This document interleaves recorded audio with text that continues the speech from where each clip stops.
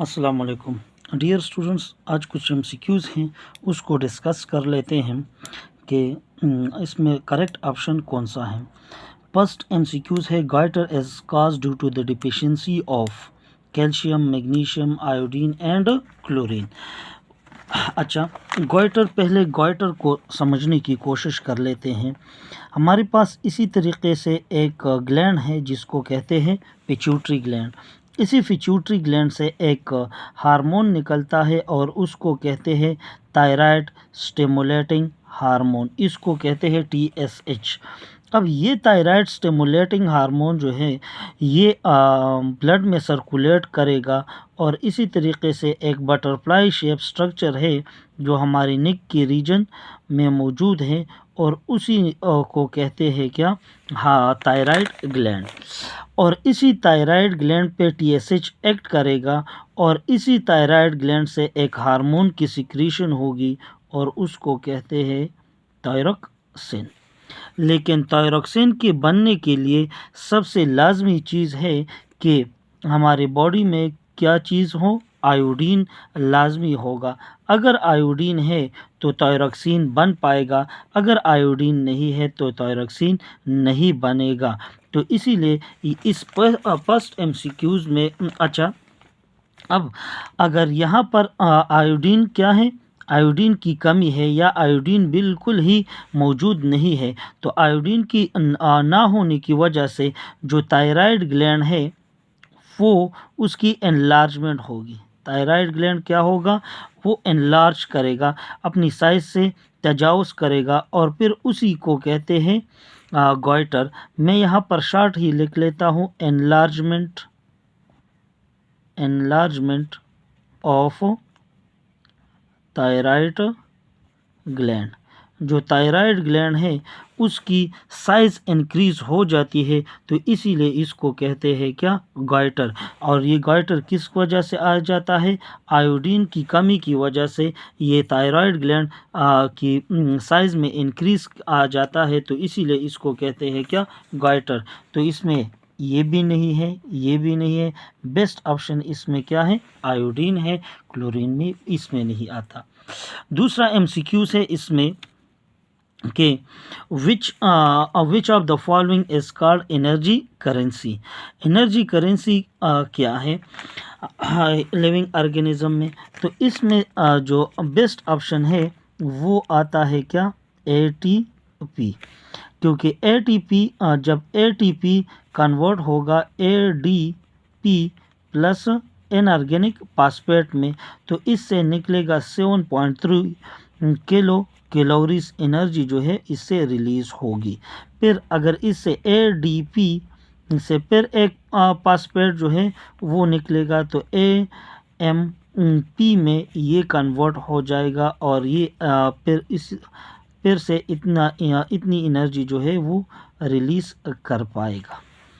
अब इसीलिए जो बाकी ऑप्शन है ये भी हम इसने भी एनर्जी दे दी, इसने भी एनर्जी दे दी, जो एनर्जी देगा उसको हम क्या कहते हैं, उसको एनर्जी करेंसी कहा जाता है with in the living organism.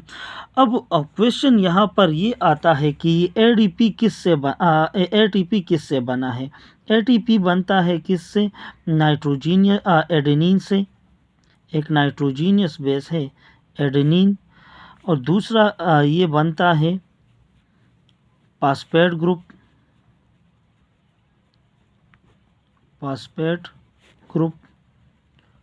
और तीसरा ये बनता है किस चीज़ से, पेंटोस शुगर। और जब भी ये फॉस्फेट की बॉन्ड की ब्रेकिंग हो जाती है तो ये इतनी एनर्जी देता है, तो इसीलिए इसमें बेस्ट ऑप्शन जो आता है वो NAD भी नहीं है, FAD भी नहीं है, ATP है और कोएंजाइम, तो इसके साथ इसका बिल्कुल ही ताल्लुक़ नहीं है। अच्छा, the gall bladder produce pancreatic juice, saliva, bile and mucus.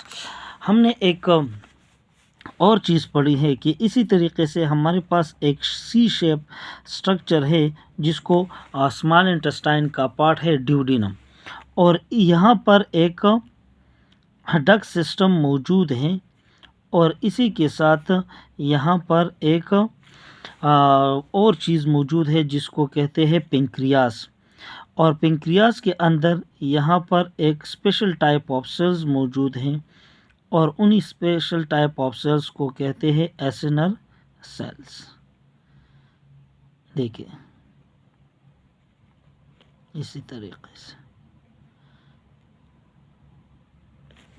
और इन्हीं एसिनर सेल से क्या पेंक्रियाटिक जूस जो है, पेंक्रियाटिक जूस इसकी सिक्रीशन होती है। और यही पेंक्रियाटिक जूस जो है वो कंसिस्ट है एंजाइम्स में, और यही एंजाइम यहाँ पर सिक्रीशन कर लेता है, मतलब प्रोटीन, लिपिड और कार्बोहाइड्रेट को डाइजेस्ट कर लेता है। लेकिन बिल्कुल ही इसके अपोजिट में एक और चीज़ मौजूद है जिसको कहते हैं लेवर। और लेवर से एक डक्ट आता है यहाँ पर, ये यहाँ से यहाँ पर आता है और इसको कहते हैं हेपेटिक डक्ट, हेपेटिक डक्ट। और ये हेपेटिक डक्ट जो है ये यहाँ पर पेंक्रियास का जो डक्ट सिस्टम है इसके साथ मिल जाता है, इसको कहते हैं पेंक्रियाटिक हेपेटिक डक्ट। और यही से क्या एक ओपनिंग होती है और इसको कहते हैं ampulla of waiter, ampulla of waiter इसको कहा जाता है। अब यहाँ पर एक लेवर में एक स्ट्रक्चर और मौजूद है और उसी स्ट्रक्चर को कहते हैं क्या, गाल ब्लैडर, गाल ब्लैडर मौजूद है। और यही गाल ब्लैडर जो है एक special type of chemical release कर लेता है और उसी स्पेशल टाइप ऑफ केमिकल्स को कहते हैं बाइल। अब बाइल जो है ये सिक्रीट हो गया, तो बाइल की सिक्रीशन हो जाने के बाद यहाँ पर जो पैड्स के ड्रॉपलेट्स हैं, पैड्स के ड्रॉपलेट से ये इर्द गिर्द हो जाता है और इस प्रोसेस को कहते हैं क्या, इमल्सिफिकेशन, इमल्सिफिकेशन। और इमल्सिफिकेशन के बाद एक एंजाइम आता है जो पेंक्रियाटिक जूस में मौजूद होता है और उसको कहते हैं लाइपेस। और लाइपेस क्या कर लेता है, ये जो प्रोटीन लिपिड्स है इसको डाइजेस्ट कर लेता है। तो यहाँ गाल ब्लैडर से क्या किस चीज़ की सिक्रीशन होगी, बाइल की सिक्रीशन होगी। तो यहाँ पर जो ऑप्शन दिए गए हैं, पेंक्रियाटिक जूस ये तो पेंक्रियास से सिक्रीट होता है, यह भी हमने एक्सप्लेन कर लिया। सलाइवा जो है ये माउथ में सिक्रीट होता है, बाइल जो है गाल ब्लैडर से सिक्रीट होता है, लेवर से, और म्यूकस का तो इसमें चांस ही नहीं है। तो इसमें बेस्ट ऑप्शन जो आता है वो 3 नंबर सी नंबर आता है। फिर चौथा MCQs में आप देखें, which one of the following में not be required for respiration. इनमें एक ऐसी चीज़ है जो रिस्पायरेशन के लिए रिक्वायर्ड नहीं है।